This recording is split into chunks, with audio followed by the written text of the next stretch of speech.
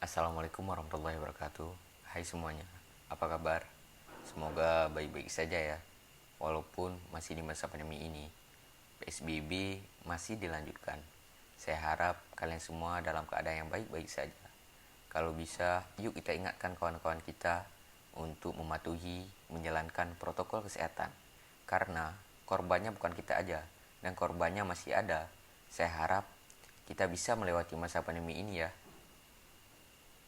Saya, Muhammad Ahlul, akan menjelaskan tentang hak kekayaan intelektual, yang lebih tepatnya adalah hak cipta. Untuk mengetahui kelanjutan video ini, yuk kita saksikan bersama-sama. Dalam praktek dan pergaulan sehari-hari, mungkin kita sudah sering dengar, terutama di kalangan pengusaha atau mungkin kolega Anda. Banyak orang bilang gini, merek dagang ini sudah saya patenkan. Atau seorang musisi yang lagi bangga-bangganya sama lagu ciptaannya bilang, saya sudah mematenkan hak cipta lagu saya. Kalau merek dagang tadi dipatenkan. Atau hak cipta dipatenkan. Lalu hak patennya sendiri diapain? Dihak ciptakan atau dihak merekkan. Oke, itu mungkin cuma istilah aja. Merek, hak cipta, dan paten. Tapi kalau istilah itu dicetak di dokumen legal yang resmi, apalagi untuk keperluan bukti hukum, misalnya di dalam kontrak, ya bisa habis kalau ada masalah. So, semua itu merek, hak cipta, dan paten sebenarnya masuk ke dalam konsepsi hak dan intelektual atau haki intellectual property right. Dan di bidang haki sendiri, baik merek, hak cipta, dan paten, ketiganya adalah konsepsi hukum yang berbeda, berdiri sendiri, punya konsepnya masing-masing, dan gak bisa dicampur aduk. Merek ya merek, hak cipta ya hak cipta. Begitu juga dengan paten, gak bisa dicampur aduk. Gak bisa dibilang, saya sudah mematenkan hak merek dagang saya. Ini namanya mencampur adukan merek dan paten. Selain merek, hak cipta, dan paten, masih ada juga desain industri, rahasia dagang, desain data letak sirkuit terpadu, dan perlindungan varietas tanaman. Ada 7 bidang haki, yaitu adalah seperti yang di samping kanan saya ini. Kalau Anda adalah seorang musisi, atau mungkin Anda adalah filmmaker, atau videographer, termasuk kalau Anda content creator YouTube, mungkin pemilik usaha yang punya logo atau merek, pemilik restoran yang punya resep rahasia masakan, atau desainer fashion, atau mungkin Anda adalah seorang peneliti di kampus yang kebetulan seorang inventor, maka tentunya konsepsi haki ini dekat sekali dengan Anda. So, macam mana bentuk di barang? Kita akan membahasnya setelah video berikut ini.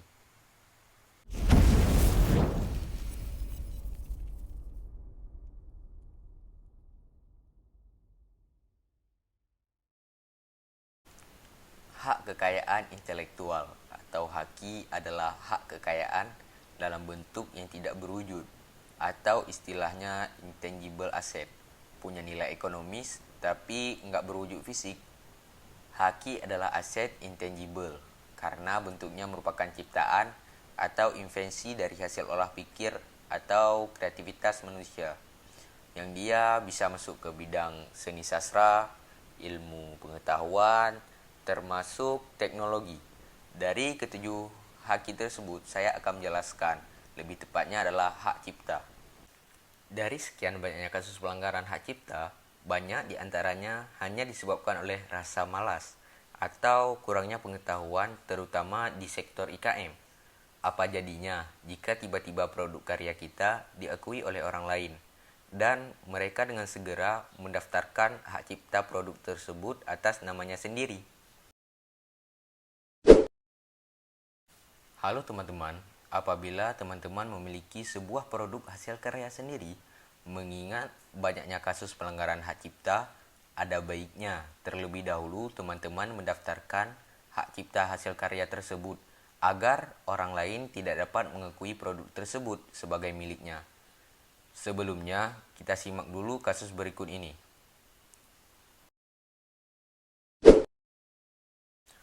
Pak Dodo adalah seorang pengrajin kayu ukiran.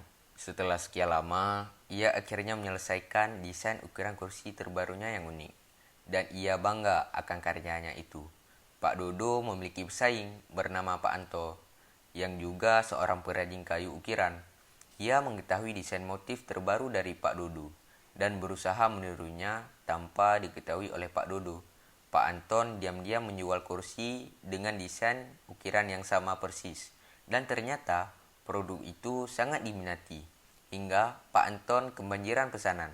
Teman-teman, tahu tidak bahwa hingga saat ini banyak sekali terjadi kasus pelanggaran hak cipta, tidak terkecuali di sektor IKM. Nah, saat mengetahui hal tersebut, Pak Dodo langsung melaporkan kasus ini ke penegak hukum. Namun, gugatannya ditolak karena Pak Anto ternyata lebih dahulu mendaftarkan hak cipta desain ukiran kursi tersebut, sehingga Pak Anto tidak dapat dikenai hukuman atau denda. Tahukah teman-teman bahwa hal ini sering dijumpai?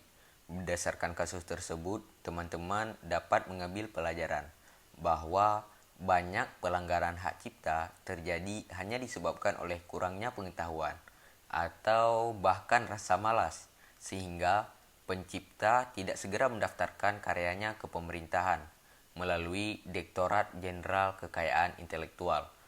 Akhirnya, orang atau pihak lainnya yang lebih dulu mendaftarkan hak cipta dari produk tersebut, sehingga merekalah yang diakui secara hukum sebagai pemilik produk. Nah teman-teman, pasti kalian tidak inginkan karya kalian diakui oleh orang lain. Teman-teman pasti sudah tahu kan kemana hak cipta tersebut harus didaftarkan. Tadi sudah kita singgung ya, bahwa hak cipta tersebut didaftarkan ke Direktorat Jenderal Kekayaan Intelektual. Tapi sebelum itu, teman-teman harus tahu terlebih dahulu tentang hal-hal yang berkaitan dengan hak cipta. Agar pada saat proses pendaftaran, teman-teman tidak mengalami kebingungan. Ini adalah 4 hal dasar yang perlu teman-teman pahami sebelum berlanjut ke tahap pendaftaran. Yang pertama, yakni penciptaan.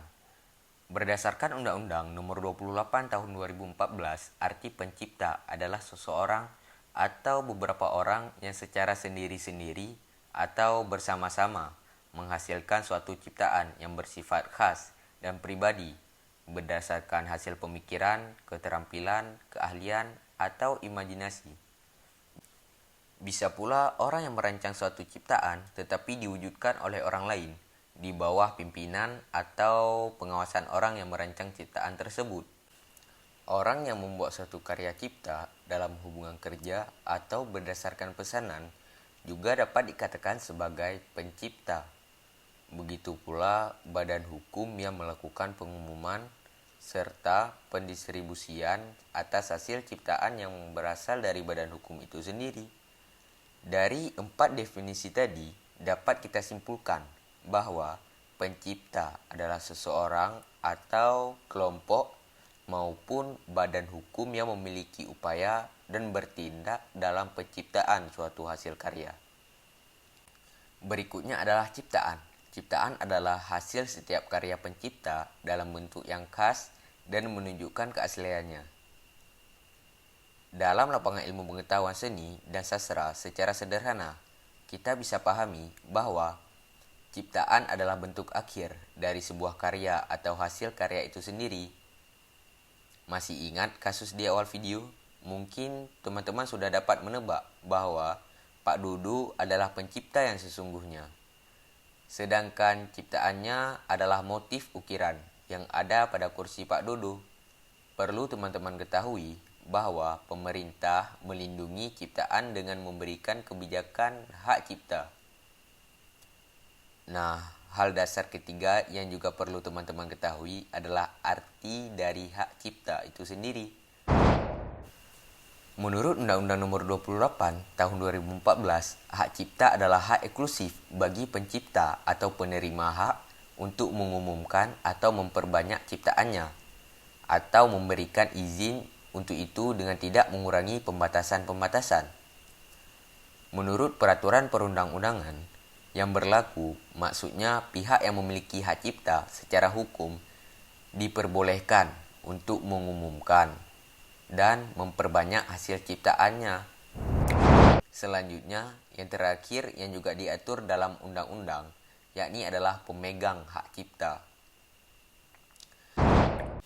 Siapa sajakah yang dapat dikatakan sebagai pemegang hak cipta? Yang pertama, yaitu adalah penciptanya. Dan yang kedua adalah orang yang menerima hak cipta dari penciptanya juga dapat menjadi pemegang hak cipta. Begitu pula orang lain menerima lebih lanjut hak dari orang tersebut. Oke teman-teman, setelah menyimak video ini, kini teman-teman pasti sudah mengetahui kan betapa pentingnya kesadaran untuk segera mengajukan hak cipta atas hasil sebuah karya kita. Teman-teman juga sudah mengetahui kan hal-hal dasar yang berkaitan dengan hak cipta. Untuk mengetahui lebih lanjut mengenai bentuk-bentuk ciptaan yang mendapatkan perlindungan, pastikan teman-teman bertanya kepada dosen kita, yaitu adalah Ibu Sri Walni Rahayu. Sekian dari saya, sampai jumpa. Assalamualaikum warahmatullahi wabarakatuh.